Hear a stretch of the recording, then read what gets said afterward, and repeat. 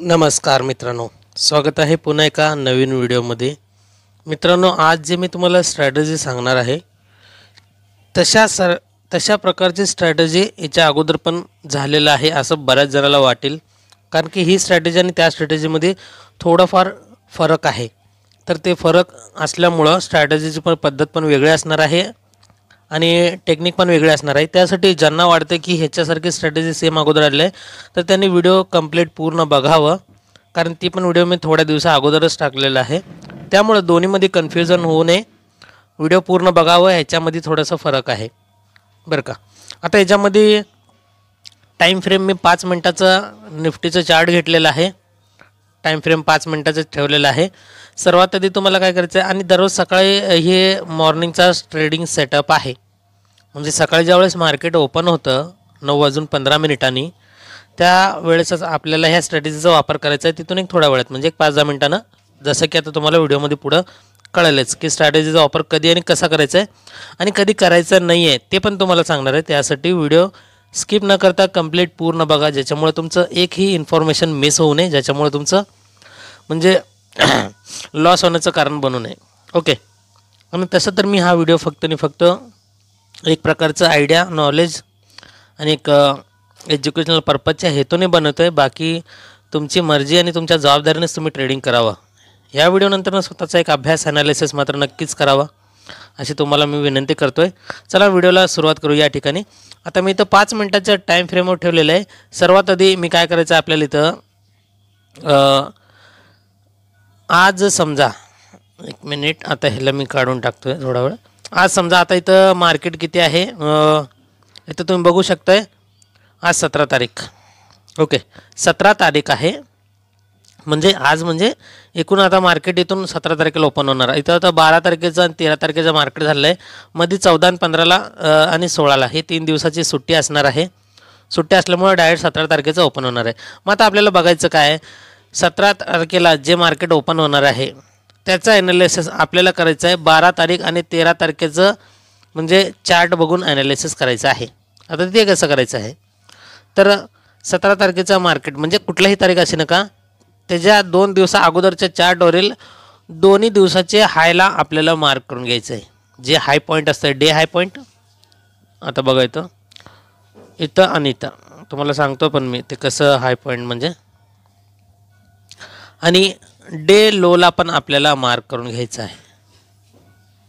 एक मिनिट, थोडंसं चार्टवरती आता डे लो ते पण सांगतोय, म्हणजे कसं मी त्याच्यामध्ये धरलेलं आहे डे हाय आणि डे लो, हे पॉईंट आणि इथं हे पॉईंट।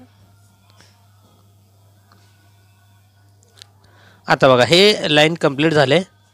आता मी याच्यामध्ये कसं म्हणजे धरलेलं आहे, आता इथं 12 तारीख, हे 12 तारखेचं हाय पॉईंट, ओके, आणि हे 13 तारखेचं हाय पॉईंट, ओके, हे 12 तारखेचं लो पॉईंट धरलेलं आहे आणि हे 13 तारखेचं लो पॉईंट धरलेलं आहे। म्हणजे 12 आणि 13 तारखेचं हाय टू हाय जॉईन केलेलं आहे, लो टू लो जॉईन केलेलं आहे। एवढं तर समजलं, एकदम सिंपल। आता आपल्याला काय करायचं आहे, याच्यामध्ये मार्केट जर समजा याच्यामध्ये इथं ओपन झालं, इथं कुठेही इथं इथं इथं इथं कुठेही ओपन होऊ दे, ओके, कुठेही ओपन होऊ दे, सपोज आपण समजून चालू आहे इथं ओपन झालेलं आहे। त्याच्यानंतर मार्केट काय केलं, वरती गेलं, मग इथं जर सस्टेन केलं आणि एक रेंज बनवलं, ते रेंजचं जर खाली आलं तर आपल्याला पुट बाय करायचं आहे। आणि वरती जे हे ट्रेंड लाईन दिसतंय तुम्हाला, इथं तुमचं SL असणार आहे। टार्गेट खालच्या सपोर्टपर्यंत घ्यायचं आहे तुम्हाला, ओके। आणि याच्यामध्ये आता मार्केट जर समजा इथं सस्टेन केलं, एक मिनिट, हे सस्टेन केलं आणि ह्या लाईनला वर तोडून गेलं आहे, तर इथं आपलं बनणार आहे CE साईडला, म्हणजे कॉल साईडची एंट्री, आणि स्टॉप लॉस हे ट्रेंड लाईन असणार आहे। स्टॉप लॉस म्हणजे इथं तुम्ही लावू शकता स्टॉप लॉस, ओके। टार्गेट वरचे जे काही रेजिस्टन्स असतील ते तुमचे टार्गेट असणार आहे। एवढं समजलं तुम्हाला। आणि आता जर समजा इथंच ओपन झालं आणि मार्केट खाली आला आणि इथे एक सस्टेन केलं, ह्याच्या खाली जर गेलं तर आपल्याला पी बाय करायचं आहे आणि ट्रेंड लाईनच्या इथं SL लावायचं आहे. आणि जर आपण समजूया या ट्रेंड लाईनच्या वरती, आता हे काढून टाकतोय, मार्केट इथून खाली आला, इथं टाईमपास केला आणि एक ट्रेंड लाईन बनवलं, त्यानंतर वरती गेलं, तर आपण इथं काय करायचं आहे, सी कॉल साईडला एंट्री करायचं आहे. हे ट्रेंड लाईनचं खाली इथं स्टॉप लॉस असणार आहे. ओके, म्हणजे तुम्हाला समजलं असेल पूर्ण डिटेलमध्ये. मार्केट कुठेही ओपन होऊ द्या इथं मध्ये सेंटरला, जर इथं जाऊन इथं सस्टेन करून वरती गेलं तर कॉल साईडला, जर लाईनच्या खाली आलं तर पुट साईडला एंट्री. SL जर पुट साईडला एंट्री असेल तर इथं हे ट्रेंड लाईन SL असणार, कॉल साईडला असेल तरी पण हे ट्रेंड लाईनच SL असणार. सेम तशाच प्रकारे मार्केट जर इथं आलं, सस्टेन केलं, खाली गेलं तर पुट साईडला एंट्री, या ट्रेंडच्या वरती गेलं तर कॉल साईडची एंट्री, आणि SL दोन्ही साईडला पण हे ट्रेंड लाईनच असणार आहे. ओके, हे तर म्हणजे तुम्हाला क्लिअर कळालं तुम्हाला की एंट्री कधी करायची म्हणून. जर आता आपण समजूया आपण आता, जर मार्केट ह्याच्यावरतीच ओपन झाला, इथं ओपन झाला, आता कधी कधी होतं आहे ना मार्केट वरतीच ओपन झाला, मार्केट वरती ओपन झाला तर त्यावेळेस आपल्याला मार्केट इथून खाली येणारच. म्हणजे हे जे गॅप असतं मधलं हे फिल करण्यासाठी, म्हणजे SL हँड करण्यासाठी, म्हणजे कालचे जे आदल्या दिवसाचे SL असतात त्याला हँड करण्यासाठी येणारच मार्केट, आणि हे गॅप पण असते फिल करायला येणार. खाली आला, सस्टेन केला इथं, आणि मार्केट जर खाली गेला तर पुट साईडला एंट्री, आणि याच्या जर वरती निघून गेला, म्हणजे इथं एक सपोर्ट घेऊन वरती जर गेला, ह्या ट्रेंड लाईनला सपोर्ट घेऊन वरती गेला तर कॉल साईडला एंट्री. सेम हे रेजिस्टन्स आणि सपोर्टचं काम करणार हे ट्रेंड लाईन.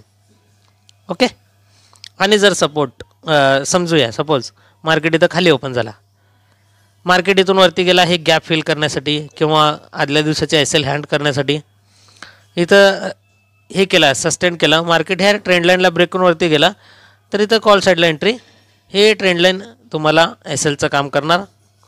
किंवा इथं सस्टेन करून मार्केट याच्यापेक्षा खाली आला इथं पुन्हा, तर इथं आपण पुट साईडला एंट्री, आणि हे ट्रेंड लाईन तुमचं SLचं काम करणार. SL तिथं प्लेस करायचं आहे. तर पूर्ण डिटेलमध्ये वरती ओपन झाल्यावर, खाली ओपन झाल्यावर, ओके, सेंटरला ओपन झाल्यावर काय करायचं वरती, आणि इथं खाली ओपन झाल्यावर काय करायचं, तिन्हीचं पण मी ट्रेड कशा प्रकारे प्लॅन करायचं हे मी सांगितलेलं आहे. आता मी हे तुम्हाला सांगतो. याच्यामध्ये अजून एक तुम्हाला आता एक गोष्ट बघायचं आहे, ते म्हणजे काय, जर समजा मार्केट इथं मध्ये ओपन झाला आणि इथं खालीपर्यंत आला, खालीपर्यंत आल्याबरोबर जसं की हे मागचं एक सपोर्ट आहे, ओके, सपोर्ट आहे, आणि हे ट्रेंड लाईन पण आहे, ज्या अगोदर आपण हे ड्रॉ केलेलं ट्रेंड लाईन पण आहे. या सपोर्टला किंवा हे ट्रेंड लाईनला जर मार्केट आला आणि त्या ठिकाणी एखादं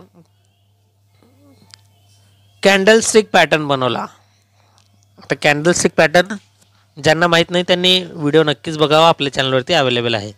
इथं कॅन्डलस्टिक पॅटर्न बनवला किंवा चार्ट पॅटर्न बनवला, त्या दोन्हीपैकी कॅन्डलस्टिक पॅटर्न किंवा चार्ट पॅटर्न बनवला, आणि ते जर कॉल साईडचं असेल, कारण की मार्केट कसं आहे, इथून आपण काय बघितलं, वरून खाली पडलेलं आहे, इथं ओपन झाल्याबरोबर जर इथं आपण बघितलं, इथं मार्केट इथं ओपन झालेलं आहे, इथून मार्केट खाली पडलेलं आहे, म्हणजे पुट साईडला खालच्या साईडला पडलेलं आहे. मग इथे एक ट्रेंड लाईनला पण हे सपोर्ट घेतलेलं आहे, आणि अगोदरचं मार्केटजवळ सपोर्ट आहे. त्यामुळे आता आपण काय करणार, सपोर्ट घेऊन अपसाईडचं कॉल बघणार, अपसाईडचं कॉल बघणार. मग तिथे एखादं कॅन्डलस्टिक पॅटर्न किंवा चार्ट पॅटर्न बनलं, आणि त्या ठिकाणी जर वॅल्यूम चांगला असेल तर आपण इथं निश्चितच कॉल साईडला एंट्री करू शकतोय, किंवा ह्याला जर ब्रेक केलं तर आपण पुट साईडचं एंट्री करू शकतोय. ब्रेक करताना मात्र इथं हे बनवणार नाही आहे. बरेच जण म्हणणार की इथं पुट साईडचं म्हणजे chart pattern, bearish chart pattern किंवा बेरिश कॅन्डलस्टिक पॅटर्न बनवणार का, असं नसतं. ते तिथून कंटिन्युअस पॅटर्न असतं. ओके, ते तुम्हाला चार्ट पॅटर्नमध्ये कॅन्डलस्टिक पॅटर्नमध्ये समजून येईल. इथून कंटिन्युअस पॅटर्न असतं. जसं की आता मार्केट इथं ओपन झालं, इथं खाली आलं तर इथं सपोर्ट असताना आपल्याला फक्त बुलिश कॅन्डलस्टिक किंवा चार्ट पॅटर्नच बनवतं मार्केट, बेरिश बनवत नसतं. बेरिश म्हणजे कधी वरती गेल्यानंतर मग बेरिश बनवतं, मग मार्केट खाली पडतं. ओके, कारण की इथं मी जर बऱ्याच जण नवीन असेल त्यांना समजत नसेल की इथं जर कॉल साईडचं बुलिश कॅन्डलस्टिक किंवा चार्ट पॅटर्न बनवत असेल तर बेरिश पण बनवू शकतं. बेरिश इथं बनवणार नाही आहे, तर अप साईडला मार्केट गेलं तेव्हा बेरिश बनवतं आहे, आणि मार्केट डाऊन साईडला आलं तेव्हा बुलिश कॅन्डलस्टिक किंवा चार्ट पॅटर्न बनवतं आहे. सेम जर असं वरती साईडला गेलं मार्केट इथं ओपन होऊन, आणि इथं जर समजा वरती गेल्यानंतर मार्केटचं इथं वरती रेजिस्टन्स लागलेला आहे, अगोदरचं एक रेजिस्टन्स पण आहे आणि हे ट्रेंड लाईन पण आहे. त्या रेजिस्टन्सवरती एखादं बेरिश कॅन्डलस्टिक किंवा चार्ट पॅटर्न बनवलं तर आपण इथून पुट साईडचं एंट्री करू शकतो, ते पण व्हॅल्यूम बघून. व्हॅल्यूम जर स्ट्रॉंग असेल, बेरिश कॅन्डलस्टिक किंवा चार्ट पॅटर्नवरती व्हॅल्यूम स्ट्रॉंग असेल तर तिथून आपण पुट साईडची एंट्री करू शकतोय. म्हणजे ह्या ट्रेंड लाईनचा आपण पुरेपूर वापर करू शकतोय, दोन्ही ट्रेंड लाईनचा. ओके, आता हे झालं कॅन्डलस्टिक आणि चार्ट पॅटर्नची माहिती. आता अजून एक गोष्ट सांगतो तुम्हाला, थोडंसं झूम करतो, थोडंसं म्हणजे आउट करतो बारीक, म्हणजे तुम्हाला समजेल. आता इथं पूर्ण मार्केट बघत असेल, वरती गेलं खाली आलं, वरती गेलं खाली आलं, पुन्हा इथं जर वरती हे पॉईंट बघितलं, हे पॉईंट बघितलं आणि हे बघितलं, ह्या तिन्हीचा ट्रेंड कसा आहे असं वरच्या साईडला जाताना दिसतंय. वरच्या साईडला जाताना दिसतंय म्हणजे काय, अप ट्रेंड आहे. ओके, आणि जर खालच्या साईडला जात असतं दिसलं असतं तर आपण त्याला डाऊन ट्रेंड म्हणलं असतं. अप ट्रेंडमध्ये आपल्याला काय करायचं आहे ते म्हणजे फक्त आणि फक्त कॉल साईडचेच प्लॅनिंग करायचे आहे. म्हणजे अप ट्रेंड जर असेल फक्त सी साईडचेच ट्रेडचे प्लॅन करायचं आहे. भले मार्केट एवढं खाली दिलेलं असेल पण तिथे तुमची मर्जी आहे. कसं आहे, शेवटी एखादं मार्केटमध्ये ट्रेंड जे बनवतं आहे त्याला थोडंफार अप डाऊन तर येणारच. असं नाही की मार्केट असं बनवणार म्हणून की मार्केटवरती चालल्यावर सरळच जाणार असं नाही आहे. थोडंसं झिगझॅग पॅटर्न येतच राहणार. तर ज्या वेळेस मार्केटवर जातं आहे, जेव्हा खाली येतं आहे, जेव्हा ह्या लाईनला ब्रेक करत आहे त्यावेळेस आपण इथं कॉलची एंट्री. पुन्हा जेव्हा खाली येत आहे या पॉईंटवरून या पॉईंट जर वरती असेल म्हणजे हायर हाय असेल आणि तिथून जर मार्केट पुन्हा वर जात असेल तर इथून आपण कॉल साईडची एंट्री घेऊ शकतो आहे. एखादं ट्रेंड लाईन ब्रेक, हे ट्रेंड ब्रेक केलं तर तिथून वरती इथं एंट्री करू शकतो कॉल साईडला. अशा प्रकारे सेम तशाच प्रकारे आपण पुट साईडचं पण जर मार्केट असेल तर आपण प्रयत्न करूया पुट साईडचेच ट्रेड प्लॅन करण्याचे. ओके, नक्कीच तुम्हाला ह्या स्ट्रॅटेजीची माहिती समजलेलं असेल. फक्त ओव्हरऑल सांगतो तुम्हाला मी, तुम्हाला काय करायचं आहे, आदल्या दिवसाचं 2 दिवसा अगोदरचं day high to day low, 12 तारीख 13 तारीख, 12 तारखेचं हे आपण काय बघितलं तर इथं 12 तारखेचं हाय, 13 तारखेचं हाय, 12 तारखेचं लो इथं आहे, 13 तारखेचं लो इथं आहे. मग आपण याच्यावरनं काय करणार आहे, 17 तारखेचं म्हणजे इथं जे चालू आहे ते सांगतो आहे मी तुम्हाला. म्हणजे पुढच्या दिवसाचं आपण इथं ट्रेडिंग प्लॅनिंग करणार आहे. तर याच्यामध्ये सेम आपण काय केलं, दोन्हीचं हाय आणि लो ब्रेक केलं.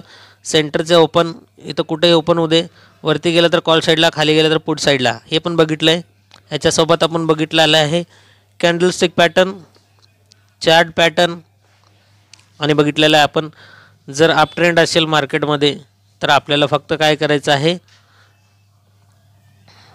एकच मिनिट,